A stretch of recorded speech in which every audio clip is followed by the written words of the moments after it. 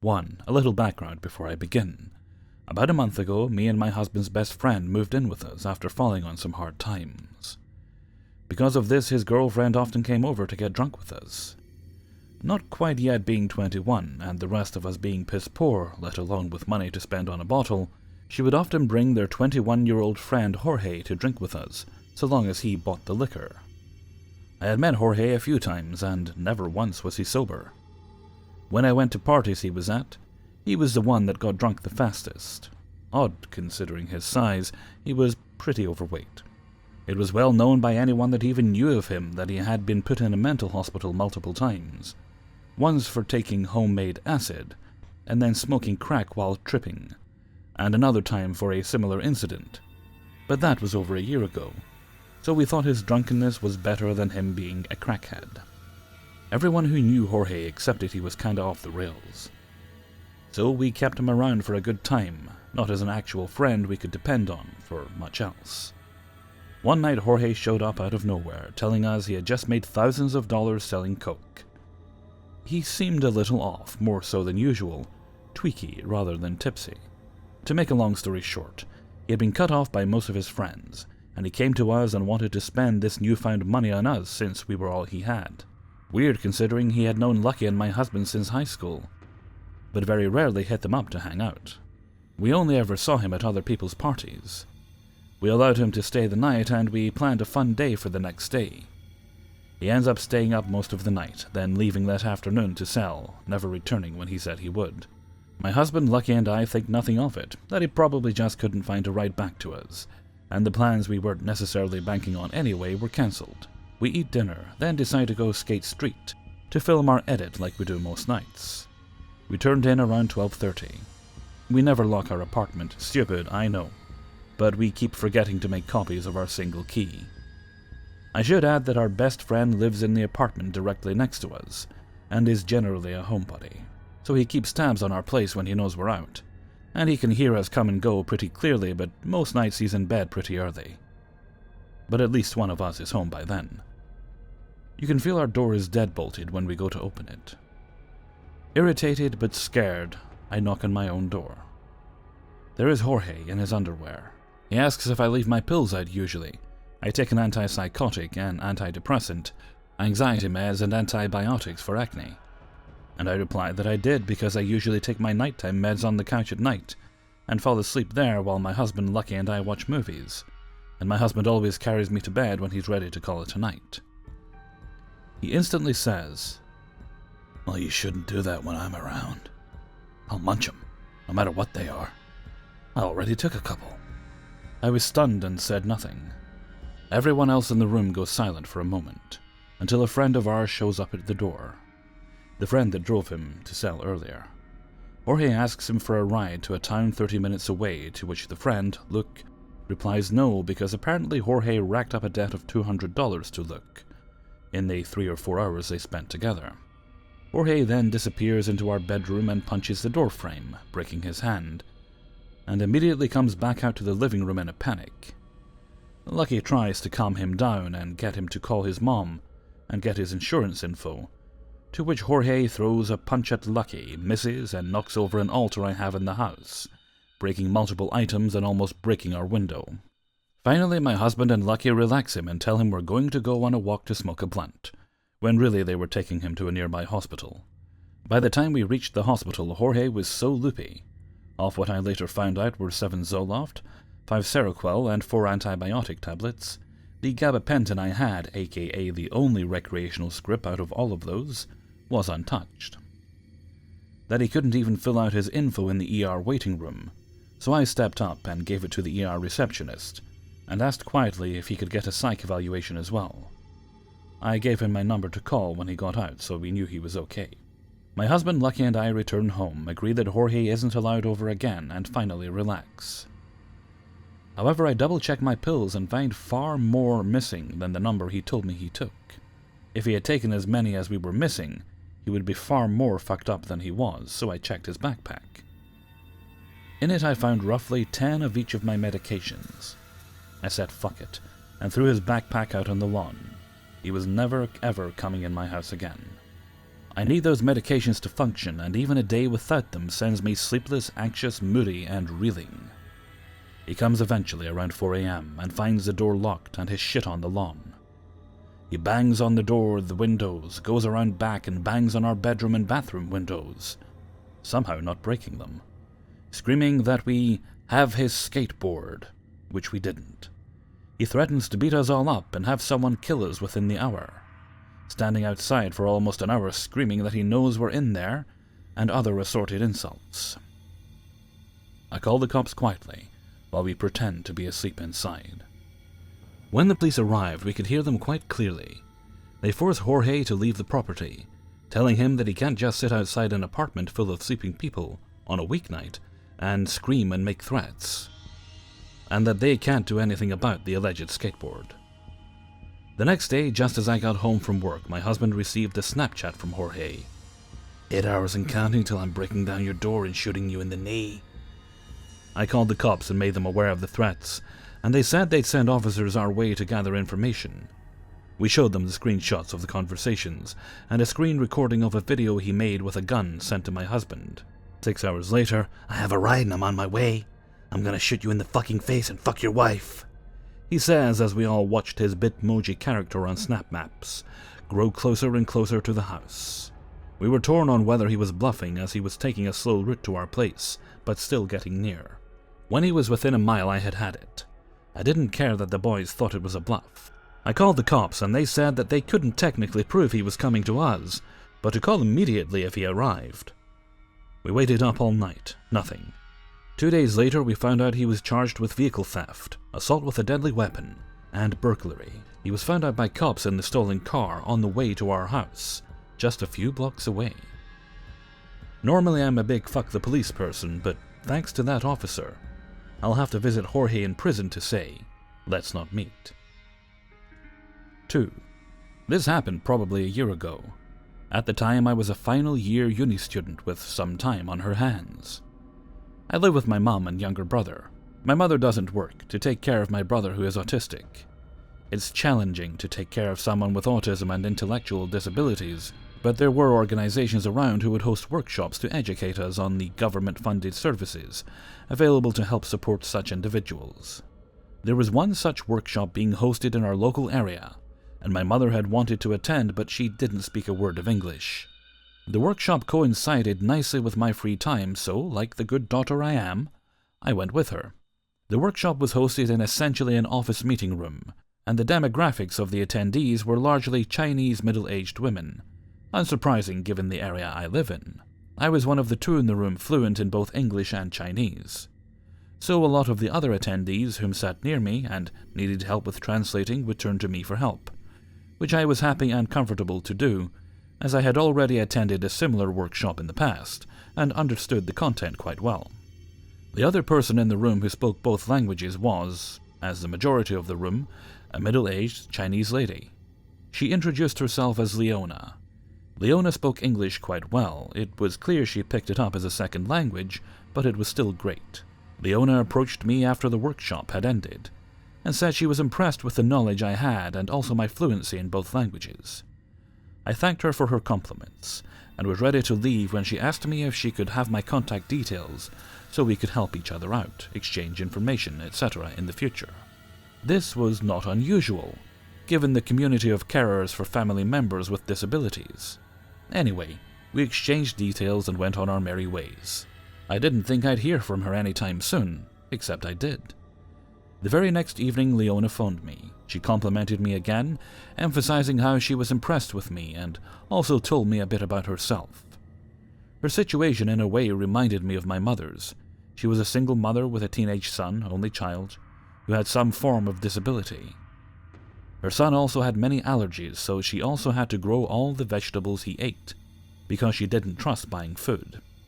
I must admit I felt very sorry for her. It was already difficult for my family, with both my mother and I taking care of my brother. I couldn't imagine what it'd be like for a sole carer. She told me she felt very isolated and lonely at times because of this. I could really understand that, and I guess that was how I got reeled in. She told me she needed help writing a complaint letter to the Department of Education because the school was discriminating against her son. She suggested meeting up somewhere, her home, my home, or the local library for maybe half an hour or an hour to write this letter. After some initial hesitation, I eventually did agree to help her, but I suggested that she draft the letter herself because she was perfectly capable of doing so with her level of English. Worst case, I would change some wording, but otherwise she should be able to convey what she wanted. Mind you, all our communication was in English despite the both of us being Chinese, so in my eyes, she was perfectly comfortable with English. We agreed, set up a time, and that was that. Fast forward to the following week. We meet up at the local library at 2 p.m. She shows up with multiple documents showing the communication between herself and the school and herself and the Department of Education. What was meant to be half an hour type thing, eventuated into a 4-hour thing, and what was meant to be one letter turned into 2 letters, with what could have been a potential 3rd and 4th. It took me a solid hour to understand what on earth was going on reading through all the documents, and then the rest of the time actually writing the letters from scratch. She completely ignored our agreement that she would draft it. So she actually wanted 2 letters, one in reply to the Department of Education, and one to raise a complaint to the Anti-Discrimination Board. Okay, fine, I thought, I'll do this. It annoyed me that she sat there the whole time playing on her phone while I was writing these letters, but as the day went on, she really creeped me out. She started asking me questions about myself as I typed. It started off fine, general questions like, "Are you studying? Do you work?" Then it got slightly more personal. "Who do you live with? Do you have a boyfriend?" At this stage I still thought it was normal, because I was quite used to the nosy questions from other Chinese ladies in the community. But then it got really weird. She started asking me really personal questions such as, "Do I have sex with my boyfriend? Are you a virgin?" For the most part, I just awkwardly laughed and nodded as I pretended to focus on the letter, giving her one-word replies, complying to what I thought would be in agreement with her views. The last thing I needed was an in-depth discussion on these topics, because all I wanted to do was finish these damn letters and leg it.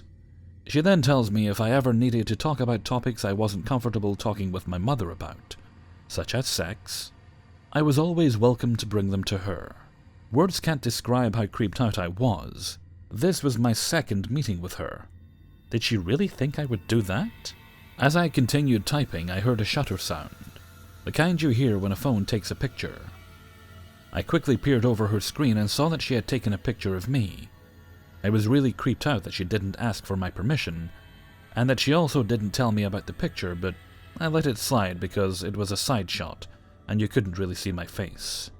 After 4 grueling hours, at 6 p.m., I finally finished these 2 letters, and I'm prepared to run for the hills. She thanks me, and tries to compliment me some more. At this stage, I didn't feel good about her compliments, like she was trying to talk me up to get me to do more shit for her. And I was so right. She then tells me that she has these 2 other letters she needed help with. I couldn't remember what issues they both were on, but I clearly remember one of them was a complaint letter to the dentist, because he had stuffed up a filling or something, and it was uncomfortable and she wanted a refund. I told her quickly that I don't think I'm the suitable person for these 2 letters, because I'm going to get really busy with uni and all. She accepts this with some reluctance, and then asks me if I want to have dinner with her, just the 2 of us, her treat as a way of her thanks. I make excuses to weasel out of it, like my mum was expecting me for dinner, etc., and politely decline, saying maybe next time. Again, she hesitantly accepts this, and we leave separately. Thank God. A few days later, she calls me a few times and I miss it, intentionally. She sends me a text message to remind me of our dinner, and I reply saying that I needed to get my wisdom tooth removed very soon, and won't be able to eat out in a while. And this was true information. The next day I get a call from a private number, and I pick up, and lo and behold, it's Leona. She tells me she changed to a private number because she had been getting random calls, and then asked me about dinner. I told her the exact same thing I texted her, and her reaction was like, "But you promised we'd eat together." Anyway, we hang up awkwardly, and I sent her a follow-up text telling her in future if she needed help, she should contact the Legal Aid Center because I won't be able to help anymore. I then blocked her number. Hopefully I will never have to meet or hear from her again. 3. So my story starts during the summer of 2017. I was in South Africa for an internship. This opportunity was given to me by my school. There were about 15 of us participating in this program. We all lived together in an apartment, and friendships were quickly budding. Typically on most weekends we would go out to Long Street where all the bars were, and get food and then go out to the bars. This particular night my friend A and I were doing our own thing, and were going to meet up with the bigger group for dinner later. Dinner time came around and we went to meet them. And by the time we got to the restaurant, the kitchen was closed, so we couldn't order any food. A and I were fairly annoyed with the group because someone could have told us the kitchen was closing and ordered for us. So we were annoyed and decided to leave and told them we would meet them at this bar, Beer House, that we all usually went to. We decided that we were just gonna eat at Beer House since they had really good burgers. We made our way towards Beer House. It is probably a 10-minute walk to get there. Now it's important to note that Cape Town has a huge homeless population, and you should never give these folk money because more often than not, they will not use it for good. We were told that if we wanted to help, we should buy them food instead.